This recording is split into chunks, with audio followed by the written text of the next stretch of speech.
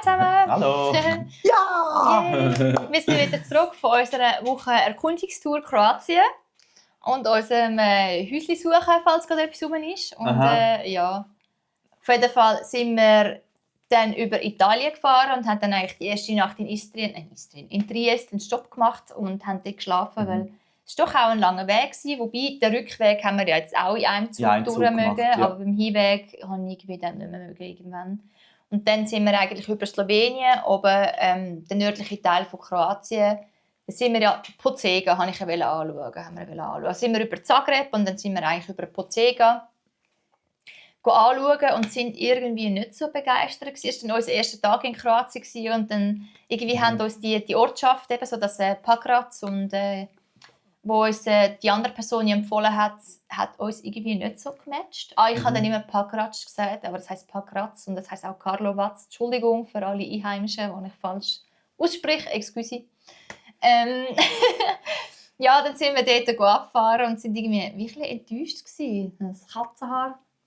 Ja, und sind dann irgendwie so ein bisschen irgendwie, es hat nicht so gepasst und sind dann irgendwie zu dem Camp, das ich rausgesucht habe. Das war aber in der Sisak-Region und sind dann eigentlich dort angekommen. Also das war ja auch nur Durchreisplan. Also genau. Dort haben wir ja auch nichts anschauen. Genau, eben wegen Wieso nicht? Ja, weil wir gehört haben, es hat viele Überschwemmungen halt, gerade im Raum an der Sava und halt Mucke. Also es ist einer der grössten Flüsse dort, das etwas Grosses habe ich nie gesehen. Ist das auch einer der grössten in Europa? Ich weiss es nicht, aber es ist riesig und breit und wow, mächtig. Und genau, und eben er hat uns ja gesagt, dass eigentlich an den Flüssen kannst du vergessen in Kroatien, weil eben dort hat es Überschwemmungen und mega Muckenplage und so. Also der uns unterstützt, also viele Infos gegeben hat, wo er sich auch lange auseinandergesetzt hat mit den Auswanderern. Wo eben auch Pakrac und so empfohlen hat und also Požega dort. Ja, und darum haben wir eigentlich jetzt, der Ort in Sisak ist jetzt eigentlich nur gedacht zum Übernachten. Und das war eben auch interessant, weil ich habe dann eigentlich ein Camp gesucht und habe eigentlich den gefunden und habe gesehen, der ist am Fluss. Und ich habe dann aber für mich gedacht, so, also, weißt, wir gehen uns jetzt ein eigenes Bild machen und gehen jetzt genau am Fluss campen, ob das wirklich so schlimm ist, wie gesagt ist, so allgemein. Und ja, dann kommen wir dort an und steigen aus und das ist einfach so, es hat sich so schön angefühlt, das ist einfach so ein ruhiger, entspannter Ort, so mega natürlich, es ist kein Lärm und es ist ja komplett in die andere Richtung. Also die Autobahn wäre dann bei Zagreb und dann wäre sie über Karlovac, geht dann aufs Istrien und Sisak ist ja ganz auf die andere Seite. Also dort fährt man wirklich nur durch, wenn man dort wohnt oder dort hin will. Also es ist eben auch nicht wirklich ein Reiseziel also es ist auch kein beliebtes Reiseziel. Viele gehen an der Küste und es ist ein Inland. Genau. Und es ist ja dort eben, weil es ist ja dort am Fluss, eben an der Sava und weil der halt eben natürlich ist, es ist halt dort auch ein Gebiet rundum, also die Auenlandschaft. Es ist auch dort das Naturschutzgebiet in der Nähe und so. Und darum dort ist halt wirklich ganz viel unberührte Natur und ja, die hat halt ihren natürlichen Lauf. Eben, man hat dort regelmäßig Hochwasser. Das haben wir auch noch gesehen, weil es hat ja dann wirklich geregnet, da jetzt die Tage, wo es überall recht viel Wasser runtergekommen ist. Genau. Mitte September.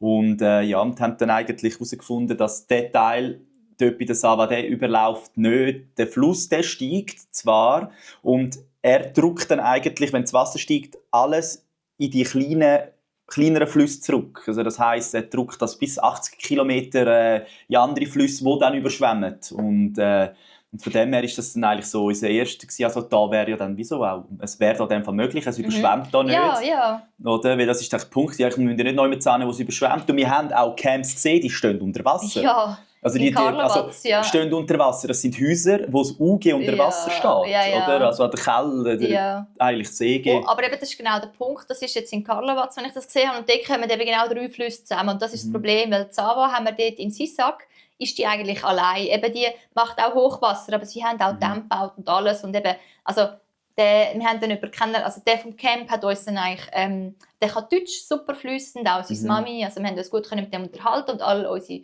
Fragen stellen. Eben, das erste Mal auch Deutsche dort gerade kennengelernt, wo wir gleichzeitig auch mega viel Deutsche so, ja, genau.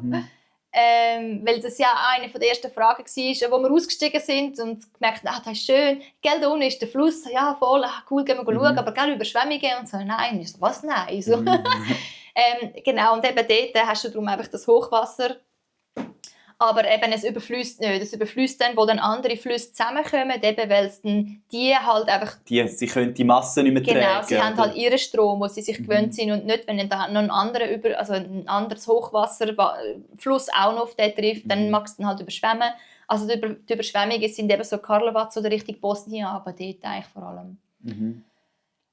Und die Sava, die entspringt eigentlich am Julischen Gebirge von Slowenien, also das ist eigentlich, ist dann halt einfach ein Hochwasser. 900 Kilometer lang. Ja. Um 900 Kilometer. Fast so lang wie ein bisschen kürzer wie der Weg von der Schweiz eigentlich auf Kroatien. Ist noch interessant. Ja, und es ist eigentlich dann, ich habe es mega herzig gefunden, weil wir sind dann irgendwie, haben uns dort wohlgefühlt. Das sind dort die ganzen... Schon gut, Stilo.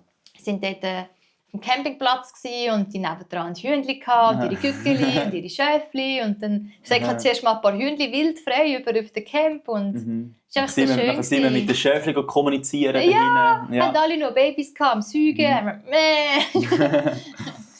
Ja, und dann sind wir ganz am Anfang, als wir angekommen sind, hat uns eigentlich einer empfangen. Da haben wir gemeint, Imkers-Camp. Ja, genau. Der hat dann aber gemeint, dass der Inhaber noch nicht rum ist. Wir können uns hier Platz nehmen und alles. Und er hat, ich glaube, dann gefragt, was da unsere Idee ist. Und dann habe ich gemeint, wir sind auf der Durchreise und suchen eigentlich nach etwas zum Kaufen oder zum Wohnen, was auch immer. Dann geht etwas irgendwie perfekt erscheint. Und dann hat er gesagt, es gibt da vielleicht gerade etwas für 17'000 zum Kaufen. Wir natürlich so, müssen wir anschauen, müssen wir mal die Augen aufhalten und sind dann am Abend eigentlich wir sind dann noch zuerst an Zava. Zava runter, ja, genau, zwischenzeitlich. Und dann ist auch eine nachgekommen. Dann ist eine nachgekommen, Einheimische, die uns wir haben sie gefragt, kann man da ins Wasser gehen? Eben, sie kann auch kein Deutsch oder also wir haben uns nicht die gleiche Sprache geredet, aber man kann sich gleich kommunizieren. Man hat uns verstanden. Man kann sich gleich verständigen. Und das sind wir eigentlich runter und dann ist sie kurz darauf bis sie nachkommt und dann anfangen rumfuchteln, da so und Wir haben dann schon verstanden, wir sollen hier nicht rein, es ist da ein bisschen zu tief. Und das ist auch schon die erste schöne Begegnung, oder? Ja, eben die dritte an dem Ort. Wir sind ja im Norden und haben uns irgendwie nicht so wohl gefühlt. Und dann kommen wir dort an, erste Begegnung schön, oder? Mit ihm, mit dem, der gesagt hat, eben, da wäre etwas zum Verkaufen. Er hat gefragt, soll ich euch mitnehmen an den Fluss und so? Und wir so, cool. Und dann der Besitzer vom Camp, auch mega freundlich. Ja, der ist uns ja dann auch kurz auf Abend genau, und so freundlich. Also, dann haben wir einfach so eine schöne Begegnung nach dem anderen gehabt. Dann das Frauenli dort. Dann ist schon die Hühner, die Schäfe, genau, dann ist schon so Katzenbabys, ein Hund nachgelaufen. Der hat uns dann noch verteidigt vor den anderen Hühnern. Also ja, wir sind wirklich eigentlich angekommen und haben richtig uns willkommen. Wirklich auch daheim gefühlt. Ja. Das ist wirklich ein sehr schönes Gefühl. Darum es ist schwer zu erklären. Ja. Es ist wirklich schwer zu erklären. Ja. Und was man auch bemerkt hat, ich bin eigentlich gerade zur Ruhe gekommen. Zur Ruhe gekommen. Ich bin wirklich gerade oben runtergekommen und das hat Zora jetzt dann auch auf der Retourreise gemerkt. Hey, in Italien auf der Hinfahrt bin ich nervös auf der Straße und auf der Retourfahrt wieder. Also es ist auch bei uns in der Schweiz ist alles so schnell, es ist alles so, man hat gar keine Zeit da, und so gestresst und dort bin ich wirklich wow. Und du kennst sie auch von Italien, oder? Du sagst, dort ist einfach eine riesige Hektik auf der Straße und so. Also ja, im Tessin vor allem, in Italien auch. Ja, eben, die mich am schnellsten überholt haben, das sind immer die Italiener gewesen. Ja, also in Kroatien hat man anscheinend eine andere Zeit, dort fährt man und ich merke ja, wenn einer hinten dran ist und fahre und ich fahre und wir schauen das Zeug an, die sind nicht nervös und dahin am Hupen und dann bin ich halt noch ein bisschen langsamer gefahren und habe sie vorbeigelassen, oder? Das ist dann, dass sie in der Schweiz würdest machen, du wirst in der Zeitung stehen am nächsten Tag, ey, das ist unglaublich. Ja, genau. Darum, wir haben uns wirklich wohlgefühlt, willkommen gefühlt. Ja. Und ich habe das eben auch nochmal durchgedacht und ich habe gemerkt, es ist mega herzig, weil es ist eigentlich vor allem auch Zava, die uns gecatcht hat, weil wir sind ja dann ans Wasser gegangen und ich habe das noch nie gesehen, ein natürlicher Flusslauf, das ist so wunderschön und so wow und so ruhig und wir sind dort so ein bisschen ins Wasser gestanden mit dabei. Sie hat zwar gesagt, Achtung, Achtung, aber man hätte dort gut am Rand können ein bisschen paddeln. Also ich würde jetzt auch nicht, in die Mitte schwimmen und das könnten andere, die das ein bisschen draufgängerischer sind, das muss ich nicht machen. Ich kann auch einfach am Rand ein bisschen planscheln. Und bin dort ins Wasser gestanden und wir haben auch noch ein bisschen gefilmt und es ist einfach so so schön gewesen. Wir sind richtig angekommen und haben uns richtig so empfangen gefühlt und irgendwie auch von dieser Umgebung und eben das, was uns dann Zava am Anfang so gecatcht hat, das ist wirklich Und was schön heisst gewesen. es, haben wir herausgefunden? Einfach irgendwie Fluss. Fluss heisst Fluss, ja. Und genau, einfach nicht vergleichbar mit diesen Flüssen da, die sind ja alle kanalisiert in der Schweiz und so, also einfach ganz anderes nicht Klima, einfach ganz anderes Feeling. Ja, Vegetation und auch die Stille, vor allem auch. und Ja. die Stille, oder? Und ich habe gesagt, es ist mucksmäusli still, man hört wirklich nur das Wasser und man hört Vögel. Und ich habe ihm noch gesagt, so, hast du jemals schon so eine Stille gehört? Und dann sind wir am Abend noch mit ihm vom Camp zusammengeguckt und haben dann Löcher im Bauch gefragt. Und Also das ist ja dann die nächste interessante... Und er hat dann gesagt, ja, eben, als er da angekommen ist, er hätte noch nie so Stille gehört, also genau auch die gleichen Worte genommen. Ja, also wir haben mega gematcht mit ihm, also der ist uns... Campsitzer, ja. Der Campsitzer recht ähnlich und das ist eben dann auch noch interessant, weil wir sind dann eigentlich am Abend dort rein, zum essen und zum uns anmelden und er war dann mit anderen am Reden gewesen. Und es ist mega schwer, um diese Begegnungen zu erklären, aber bei uns fühlt es sich wirklich momentan so an, durch das, dass wir wirklich wissen, was wir wollen. Alles, was um uns herum passiert irgendwie für uns. Wir sind dort reingehockt und er war über diese Sachen mit anderen am Reden gewesen, was uns interessiert. Also, er hat dort Themen angesprochen, wo wir ihn gefragt hätten. Also, wir mussten nur noch zuhören. Und das ist mega interessant und haben ihn dann auch angefangen, also wir haben dann auch mit ihm ins Gespräch gekommen. Also als hätte er eigentlich die Fragen für uns beantwortet, die wir hatten, obwohl er mit anderen Leuten in einem Gespräch war. Genau. Musst du noch einen Millimeter einen Millimeter hinter. So, das jetzt nervt auch mit dem Zeich, da rutscht man immer ab. Ist egal, okay, verzeiht es mir. Ja, genau. Und dann sind wir, wir haben ihn natürlich dann müssen fragen, ob es da etwas zum Verkaufen gibt. Und er hat gemeint, er wüsste nicht. Ja. Er wüsste nicht. Aber der andere vorher hat gesagt, das hat etwas. Und hat dann wahrscheinlich halt einfach auch für sich ein bisschen schauen, wie wir sind, oder? Und hat sich dann schnell öffnen und hat dann am nächsten Tag gemeint, wir sollen doch morgen nach dem... Am gleichen Abend schon. Am gleichen Abend hat er gesagt, wir sollen... auch viel mit ihm geredet. Und er ist sogar, er ist eigentlich dort... hat eben als Camp und das Resti und ist dann nicht das Mami steht am Kochen gewesen, haben wir dann im Nachhinein erfahren. Und ist dann auch ist noch zu uns gehöckelt und hat mit uns geredet und hat dann halt einfach auch gemerkt, so, ja, wir meinen es gut und wir wollen jetzt da nicht Ballermann 2 machen oder so, sondern wir wollen eigentlich auch zur Ruhe kommen und irgendwie etwas geben oder etwas... Ja, vor allem fühlt sich dort wirklich, es fühlt sich für mich an, als könnte ich etwas zurückgeben. So, es ist mega interessant, ein interessantes Gefühl. Man fühlt sich dort, also ich fühle mich einfach, ja... Ich kann es nicht erklären. Ankommen, so wie als gehöre ich dort hin. Ja, es ist wirklich so, als wären wir auch willkommen. Es fühlt sich, es ist vielleicht fällt es euch auf. Uns gehört das Ganze noch gar nicht, aber wir reden schon so, als als es uns ist, weil es fühlt sich für uns einfach so an, dass wir wirklich schon Teil von dem Ort sind. Also wie halt so, oder, dass wir eigentlich zu ihm, zum Campbesitzer, einfach so gerade auf einer Wellenlänge sind, was er ja sicher auch kennt von den Leuten, haben wir das halt auch mit dem Ort gehabt. Also wir sind zack, es ist so, es sind wir, oder? Es ist einfach der Vibe, wo irgendwie auch wir sind. So. Und eben auch er, also auch wie er dort angekommen ist, er hat erzählt, er sei vor 20 Jahren dort angekommen, er kommt ja eigentlich von Bosnien und sie sind dann einfach auch eine Zeit lang in Deutschland gelebt und darum können sie auch so gut Deutsch.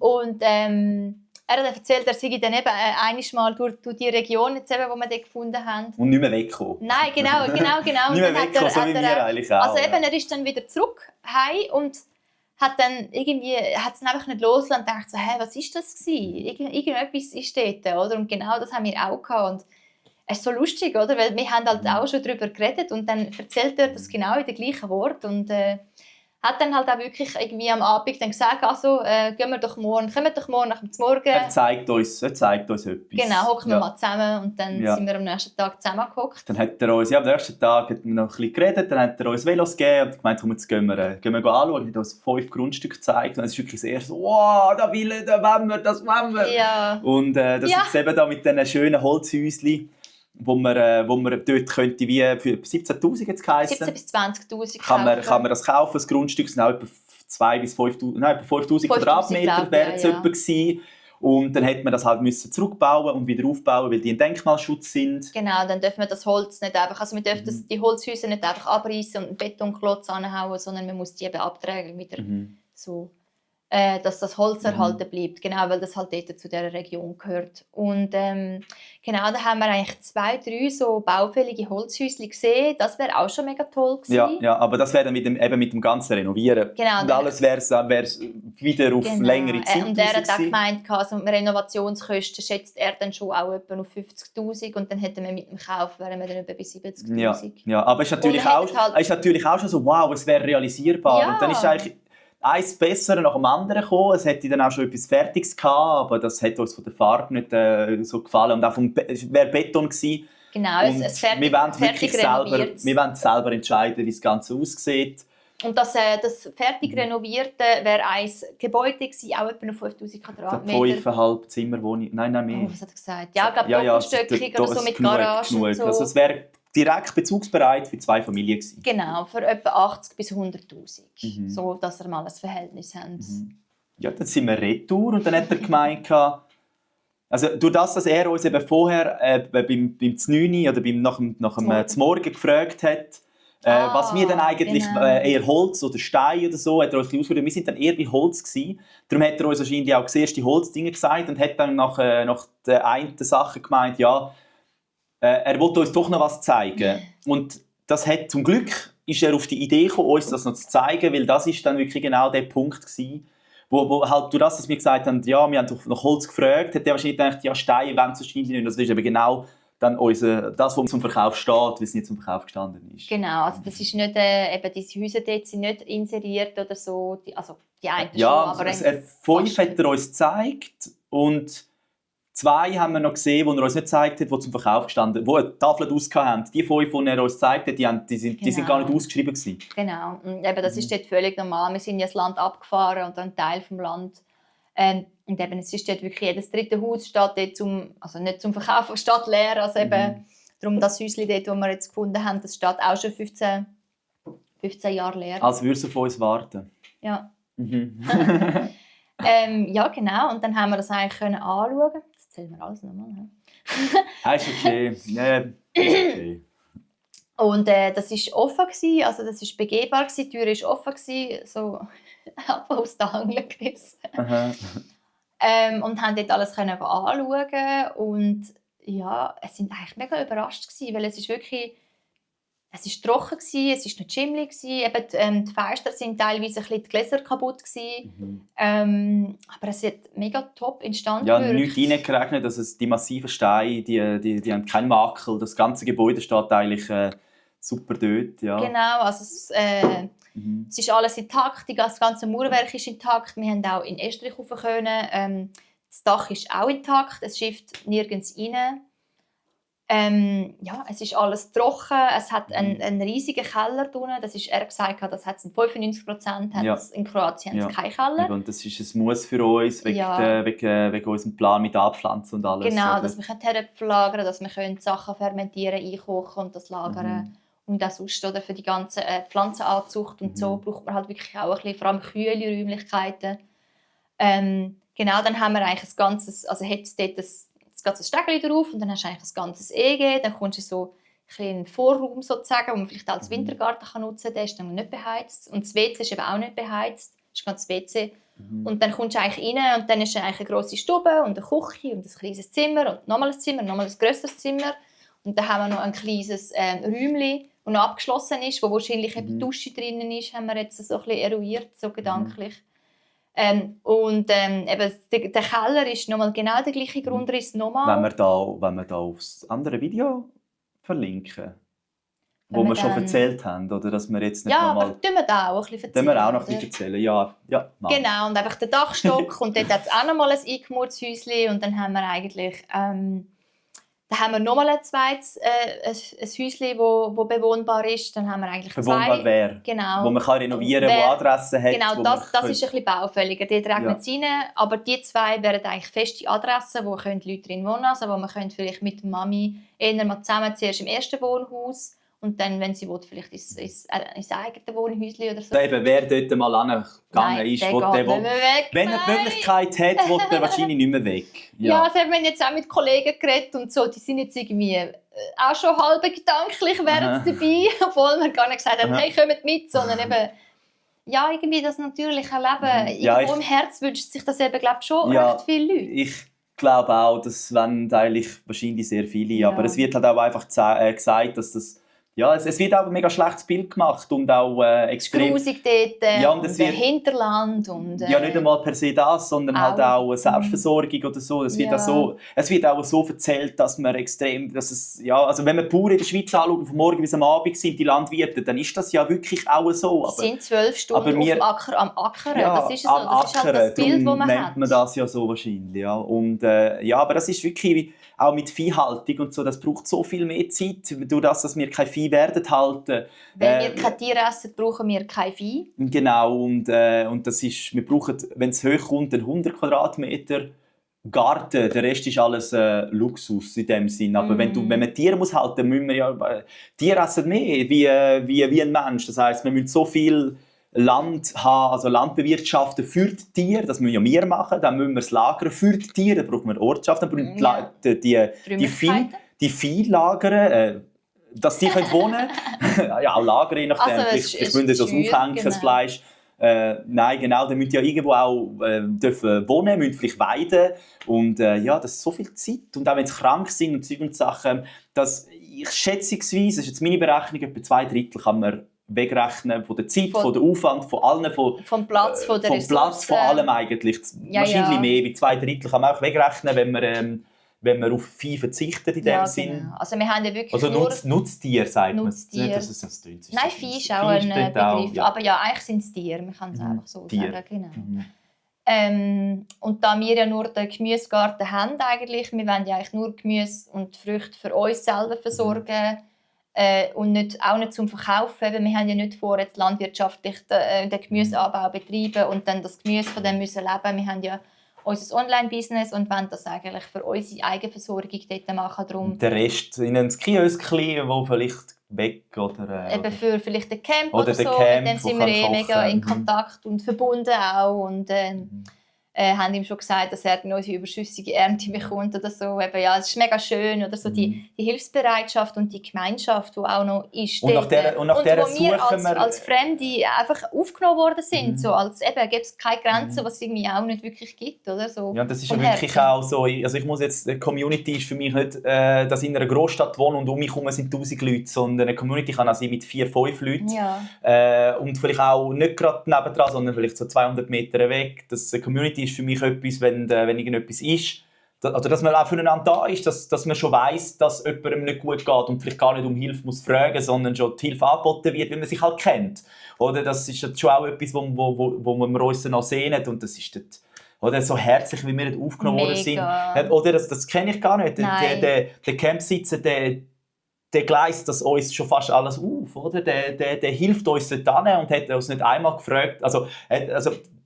Er will nichts dafür, das merken wir auch, oder? Es ist ihm auch ein Wohl und ja, wir sind ja nicht anders in dieser Hinsicht und haben einfach jetzt momentan halt einfach die Ressourcen nicht, dass wir wirklich geben hier in der Schweiz oder auch für jemanden gratis arbeiten, sage ich jetzt einmal, oder? Ich meine, das macht er aus freiem Willen, weil es für ihn geht, oder? Und das ist so schön, oder? Es ist so schön, dass wir auch so etwas einmal erleben dürfen, oder? Sonst ist alles so muss man dafür zahlen. Aber das verstehe ich auch. Ich will ja gar nicht schlecht reden. Das ist halt in so einem Umfeld wie hier in der Schweiz, oder wo es halt... es sind halt einfach andere Strukturen, oder? Man kann es so sagen. Und eben ihm ist, glaube ich, einfach wichtig, oder, dass wenn dort Leute ankommen, dass die Richtigen sind, oder? Und dann hat er uns jetzt ein bisschen so auserkoren, weil er hat ja zuerst gesagt, ich weiss nicht, ob etwas rum ist. Und nachher, komm, gehen wir die 5 Häuser anschauen. Ja, er hat selber gesagt, er fühlt sich halt wirklich auch so ein bisschen, dass er den Ort möchte zu einem... Das ist quasi der Übergang von alt dort wahrscheinlich auch der Krieg. Also wirklich also noch so der Übergang von alt zu neu. Der Ort war ja auch so ein bisschen am nicht verwahrlosen gewesen, aber es sind wirklich immer mehr Leute gegangen und dann haben auch, also es ist jetzt so ein bisschen wiederbelebt. Ja, und er fühlt sich so ein bisschen, dass eigentlich wieder wiederbeleben. Er hat jetzt, glaube ich, so gesagt, wenn ich es richtig ganz so das ist der Übergang vom Alten zum Neuen. Ja. Und und das ist etwas sehr Schönes, weil auch ich oder wir empfinden auch, es ist gerade wirklich ein Übergang, wenn man die ganze Welt anschaut, es ist wirklich gerade ein Wandel. Es wird wirklich gerade vieles erneuert und es kommt viel Neues auf uns zu und ja, es fühlt sich wirklich... Ja. Die Leute, die eben andere Prioritäten setzen oder merken, dass die Leute kommen mehr zu sich und spüren, was sie eigentlich wirklich wollen und was sie auch erfüllt. Oder? Und das ist halt eben bei uns nicht das 9 to 5, auch wenn wir sehr gerne arbeiten. Oder? Ist es gleich irgendwo ein Müssen. Und wenn du halt so viele Freiheiten hast wie dort, wo du halt auch ein bisschen weniger zahlst für den ganzen Lebensunterhalt, wenn du auch vieles selber machst. Ja, und durch das, dass wir mit unserem Online-Business eben die Schweiz erreichen und Deutschland erreichen, von der Sprache her, dann haben wir halt auch, können wir andere, ist anders, das finanziell ein bisschen anders, wie wenn wir jetzt vor Ort arbeiten müssen, wo es wahrscheinlich dann schon auch geringer wäre in dem Sinn, oder? Das ist jetzt der Vorteil für uns. So. Ja. Ackerland, genial, also auch eben für unsere... Wir haben ja Hauptpriorität ist eigentlich, dass wir danach geschaut haben, wie können wir uns das Leben einfach machen im Sinne von unserer Selbstversorgung. Und dorthin ist alles einfacher, weil durch das, dass es auch ein Land ist, ist es fruchtbarer. Es ist feucht am Morgen, aber gleich nicht feucht am Tag. Es hat keinen Nebel, das heisst, die ganzen Pflanzen kommen dann eigentlich Wasser über, wenn sie es brauchen. Unser ganzes Ackerland ist gerade. Das heisst, wir müssen keine Höhenmeter laufen. Ja. Wir können mit dem Velo rumfahren dorthin. Es ist alles gerade. Wenn wir können von da schon weg mit dem Velo. In den nächsten Laden haben wir 20 Minuten, wahrscheinlich auch mit dem Velo, aber retour müssen wir einen Bus nehmen, weil es geht so rauf. Und dort können wir Velo fahren. Und das ist, es hat mega viel positive Begebenheiten, die uns das Leben wirklich einfacher machen. Ja, also wo wir vor allem einfach angekommen sind oder auch schon voraus, oder dass man so viel wie soll ich sagen, einschränkende Gedanken hat, weil man halt einfach irgendwie so das Gefühl hat, dass es so ist und wir dann eigentlich dort angekommen sind, okay, das ist gelöst, das ist gelöst, das ist gelöst. Also es hat sich eigentlich jedes Problem oder jedes Hindernis ist ganz schnell zu einer Lösung gekommen und da sind wir mega überrascht gewesen, dass es eben irgendwie viel einfacher ist und viel auch gleicher oder normal, wie man sich das vorstellt. Man denkt, ja, es ist so weit weg und dann ist doch alles anders, aber es läuft dort auch wie da eigentlich. Ja, sogar noch besser. Oder? Also die sogar Plastik trennen, das machen wir gar nicht. Kommunal. Sie haben Quellwasser von den slowenischen Bergen. Ja, aber eben auch nur die. Also aber es ist rum und wir haben nicht kein Quellwasser. Oder nicht schon? Aus dem Hahn, nein. Ja, also und immer wieder aufgearbeitet, durch das ja noch wirklich gut ist. Ja, genau, also vom Klima her, genau, hast du ja schon viel gesagt. Eben, es ist einfach am Morgen wirklich sehr feucht. Also wir sind ja am Campen und er ist dann am Morgen gerade aufgestanden und los und wo noch die Sonne am Aufgehen war. Und eben, es war eigentlich wie, sehr feucht gewesen, alles, aber gleich der Boden, es war der Barfuß, ist gleich warm und trocken, der Boden, oder so das Gras war gleich nass gewesen. Aber eben, und dort haben wir halt eigentlich so ein feucht-warmes Klima, obwohl eben, es ist auch nicht den ganzen Tag feucht. Das ist halt wegen dem, wenn wir halt am Fluss sind, wegen der Aulandschaft, ist es dort halt wirklich sehr, ja, eben halt das feucht, aber gleich warm.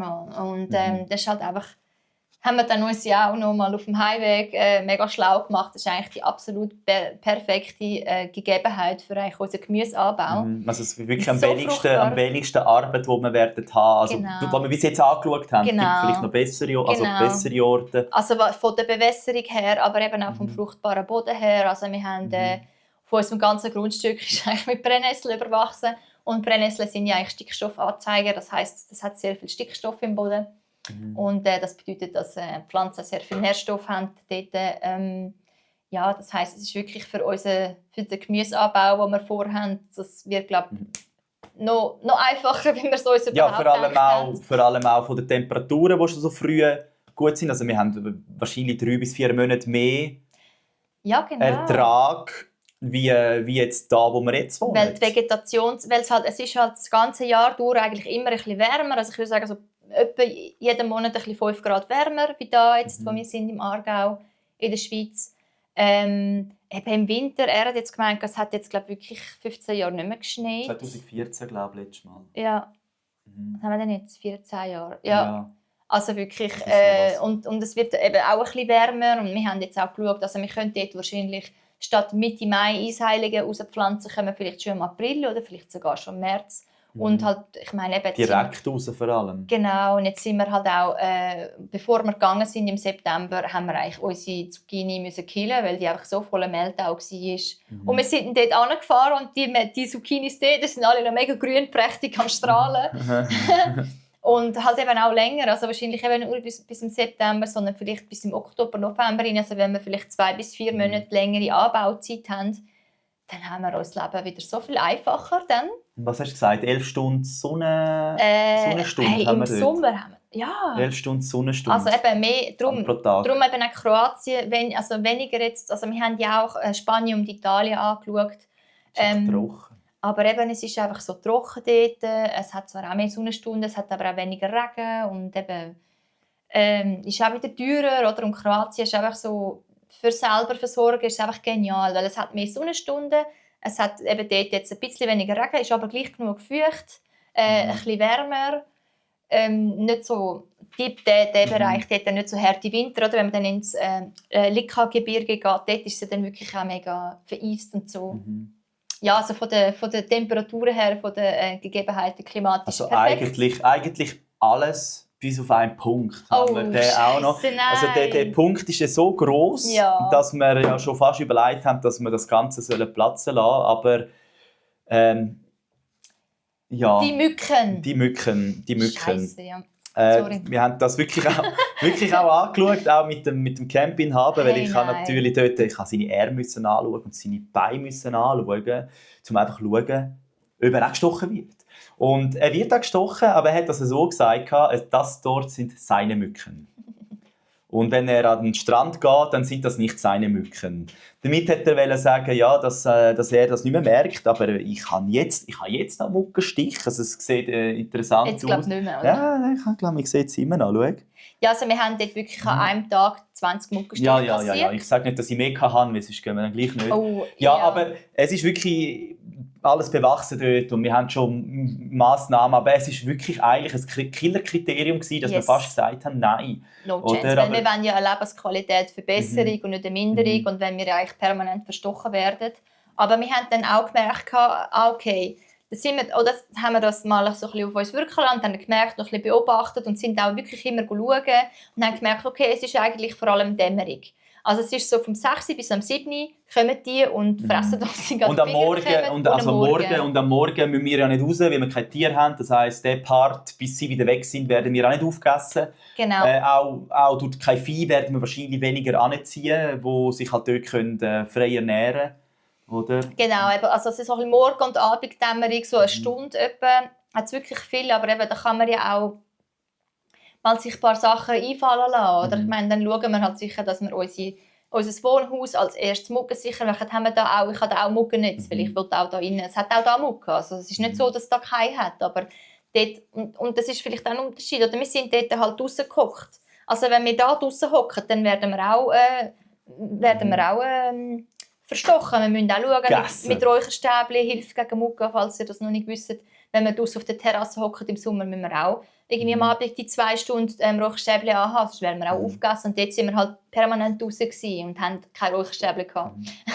Ja, was vielleicht auch wirklich ein Punkt ist, das ist durch dass wir das Grundstück, also unserer Meinung nach, das ist wirklich ein fairer Preis. Mega. Und wie viel zahlen wir? Eben zwischen 35 und 40'000. Ja, wir denken etwa so um die 37 umeinander wird es sein. Und durch dass man das dann eigentlich könnte renovieren und eigentlich auch finanziell aktuell gar nicht anders drin liegt, also, weil es einfach an anderen Orten teurer ist es eigentlich wirklich ein Versuch wert, trotz diesen Mucken dort hinzugehen.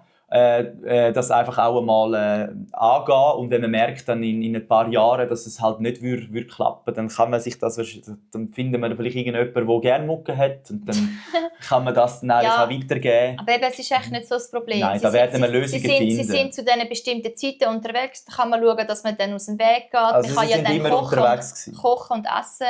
Ja, aber nicht überall. Also am Wasser unten hat es keinen gehabt. Es hat zum Weg zum Wasser hat es eher gehabt. Auf unserem Camp, ich bin also wirklich, wo es hoch... Ich bin auch auf dem Camp, auch bei uns im Häuschen. Wir sind ja beim Häuschen gewesen, 2,5 Tage. Und dort hat es eigentlich keinen rum gehabt. Es ist wirklich zu diesen Zeiten... Ja, wo es hohes Gras hat, oder? Genau, und dort ist halt jetzt auch alles noch bewachsen. Obwohl, wir haben bei dem Häuschen, das wir gefunden haben, hat es eigentlich am wenigsten Mucke gehabt. Wir sind bei dem frisch renovierten, dort bin ich voll verstochen worden. Bei uns hinten eben weniger. Plus, wenn man halt dort wirklich dann auch mal ein bisschen... ja genau, das hohe Gras zuerst einmal ein bisschen mehr, hat es auch weniger. Wir haben auch herausgefunden, dass eigentlich Fledermäuschen und Vögel halt einfach sehr viele Nütchen fressen. Das heisst, wir schauen vielleicht einfach, dass wir viele Vögel und Fledermäuse ansiedeln können, indem man halt Nistkästen macht. Es gibt ja auch für die Fledermäuse so Schlafkästchen oder Brutkästchen.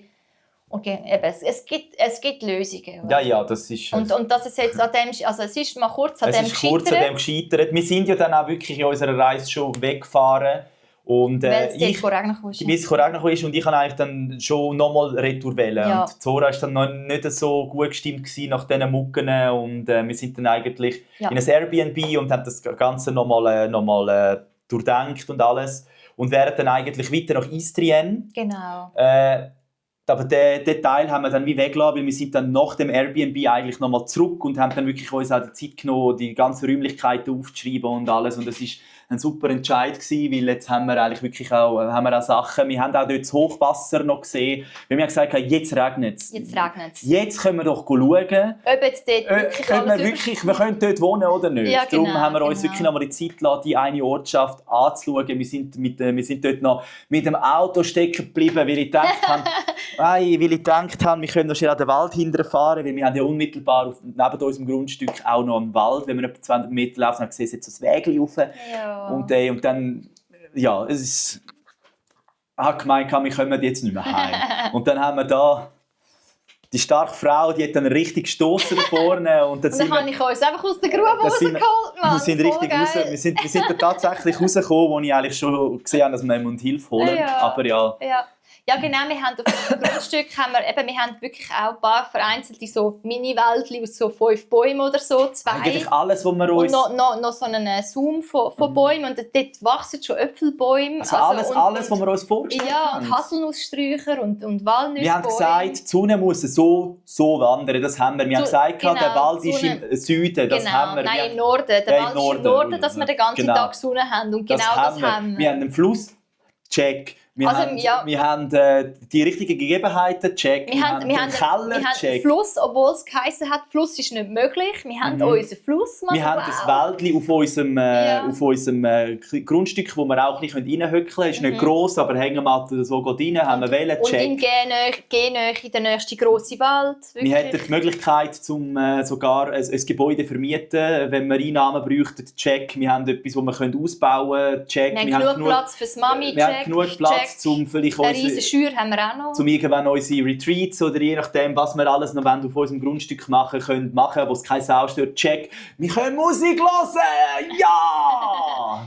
Das Häuschen wäre ganz recht am Dorfrand. Also wir haben eigentlich noch links und rechts einen Nachbar, aber die sind eigentlich fast nie rum. Es ist ein Imker und so Schöpper. Das ist auch wieder gut, weil dem seine Bienen bestehen über unsere Sachen. Das ist doch super. Genau. Und er hat gesagt, es sei dort so fruchtbar, dass eigentlich die Bienen 4-mal im Jahr Honig machen können und nicht nur 2-mal, wie eigentlich üblich ist. Ja, weil es so lange Periode ist und über die Zeit verschiedene Pflanzen ja und halt eben die Bedingungen. Es ist halt einfach wir haben einen Naturfluss dort, einen natürlichen Fluss, wo halt wirklich, genau, die Überschwemmungen braucht es ja für die Natur, oder? Weil er tut eigentlich die ganze Gebiet tut er wässern, wenn er Hochwasser hat und Sediment tragen. Durch das gibt es wieder organische Düngung. Ja, so jenste Muscheln kommen mit. Ja, Jetzt wieder, was machen Muscheln? Calcium, nein? Wo? Doch, Calcium, das tut sich wieder im Boden einarbeiten. Genau, das ist organische Düngung. Genau. Ja. Also darum hat es jetzt so eine Pflanzenvielfalt und so eine Tiervielfalt und so eine Naturvielfalt. Also er nennt es ja Amazonas. Also Ja, das ist tatsächlich. Wow. Also wir kommen jetzt vom Staunen nicht mehr raus Ja. und wir würden am liebsten eigentlich schon wieder drinnen sein. So wieder da, dort schön. Ja, darum, also ja, wir sind mega begeistert, wir fühlen uns dort willkommen und stimmig und dass wir wieder dort hingehören und haben wirklich das Gefühl, dort können wir unser Paradies aufbauen. Genau. Und darum behalten wir uns mal auf dem Laufenden, wie es weitergeht. Wir zeigen jetzt auch noch ein paar Videos, zeigen, wo es so ein bisschen ums Renovieren geht. Also einfach, wie der Renovierungsstand ist, wie das weitergeht mit den Finanzen, mit der Pensionskasse. Und genau, da sind noch Fragen reingekommen, die wir jetzt auch noch beantworten in einem nächsten Video. Renovation hast du gesagt, wenn wir auch noch anschauen. Gut. Genau. Ja. Darum da halten wir euch auf dem Laufenden, wie es da weitergeht. Eure Begeisterung schwappt, glaube ich, über. Ja. Hey, alles Gute euch. Bis dann. Tschüss. Ciao, ciao. Noch nicht drücken, wir müssen da auslaufen lassen, haben wir gelernt. Den Abspann.